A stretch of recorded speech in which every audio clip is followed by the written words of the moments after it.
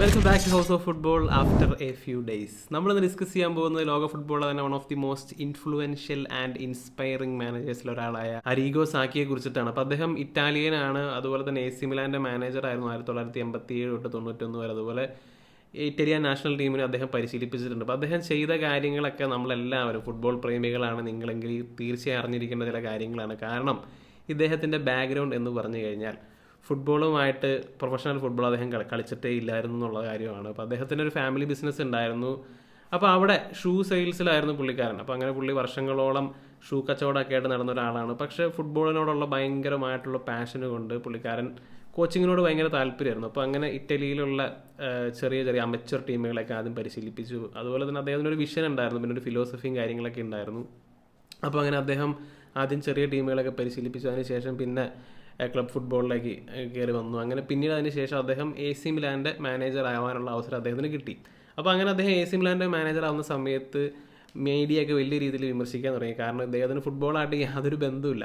അപ്പോൾ ബന്ധമില്ലാത്ത ഒരാൾ വന്ന് AC മിലാൻ പോലത്തെ വലിയൊരു ക്ലബ്ബിനെ ഏറ്റെടുക്കുക എന്ന് പറഞ്ഞു കഴിഞ്ഞപ്പോൾ തന്നെ മീഡിയയൊക്കെ അദ്ദേഹം അധികം നാളിവിടെ പാടില്ല എന്നുള്ള രീതിയിലൊക്കെ പറഞ്ഞ് അദ്ദേഹത്തിന് ആ ജോബ് ശരിയാവില്ല എന്നുള്ള രീതിയിലൊക്കെ നിരുത്സാഹപ്പെടുത്താനൊക്കെ തുടങ്ങി. പക്ഷേ പ്രശ്നങ്ങളൊക്കെ വന്നപ്പോൾ അദ്ദേഹം പറഞ്ഞു, ഒരു കുതിരയോട്ടക്കാരനാവാൻ ഒരു കുതിരയാവേണ്ട കാര്യമില്ല എന്നുള്ളൊരു ഫേമസ് ആയിട്ടുള്ള കോട്ടും അദ്ദേഹത്തിൻ്റെ ഉണ്ട്.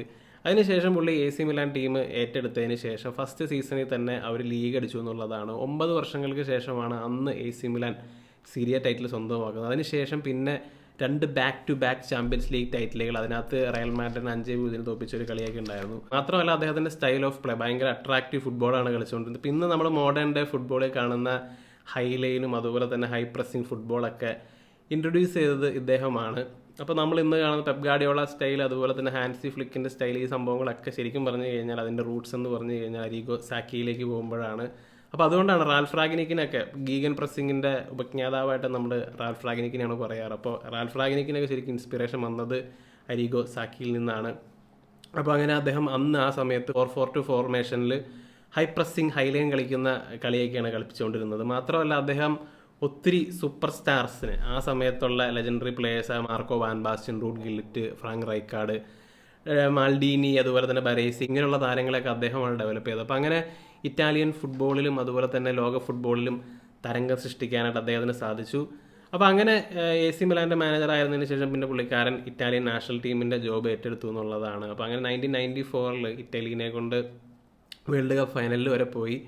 അന്ന് പക്ഷേ ഫൈനലിൽ തോറ്റുപോയി എന്നുള്ളതാണ്. ബ്രസീലിനോടാണ് തോറ്റത് പെനാൽറ്റി ഷൂട്ടൗട്ടിൽ. അതല്ലായിരുന്നെങ്കിൽ അദ്ദേഹത്തിനൊരു വേൾഡ് കപ്പും സ്വന്തമാക്കാമായിരുന്നു എന്നുള്ളതാണ്. ഇതൊക്കെ ഒരു ഷൂ കച്ചവടമായിട്ട് നടന്നുകൊണ്ടിരുന്ന ഒരാൾ ഫുട്ബോളിലേക്ക് വന്ന് നേടിയെടുത്ത കാര്യങ്ങളാണ്. അപ്പോൾ നമുക്ക് എല്ലാവർക്കും പറയാവുന്ന ഒരു കാര്യമാണ് സാക്കി പറഞ്ഞത്, ഒരു ജോക്കി ആവാൻ കുതിരയാവേണ്ട ആവശ്യമില്ല. അപ്പോൾ അതുകൊണ്ട് ഫുട്ബോൾ കളിച്ചില്ലെങ്കിൽ ഫുട്ബോളിനെ പറ്റി അഭിപ്രായം പറയാനുള്ള അവകാശം നമുക്ക് എല്ലാവർക്കും ഉണ്ട്. പലപ്പോഴും ചോദിക്കുന്ന ഒരു കാര്യമാണ്, ഫുട്ബോൾ കളിക്കാത്ത അല്ലെങ്കിൽ പ്രൊഫഷണൽ ഫുട്ബോളറാണോ നിങ്ങൾ അഭിപ്രായം പറയാമെന്നൊക്കെയുള്ള കാര്യം ചില ആൾക്കാരൊക്കെ ചോദിക്കാറുണ്ട്. അപ്പോൾ അവരോടൊക്കെ പറയാവുന്ന ഒരു കാര്യമാണിത്, അല്ലെങ്കിൽ സാക്കിയുടെ കഥ എന്ന് പറയുന്നത്. അപ്പോൾ നിങ്ങളുടെ അഭിപ്രായങ്ങൾ തീർച്ചയായും കമൻ്റായിട്ട് ഇടുക. മറ്റൊരു വീഡിയോയുമായി വീണ്ടും കാണാം.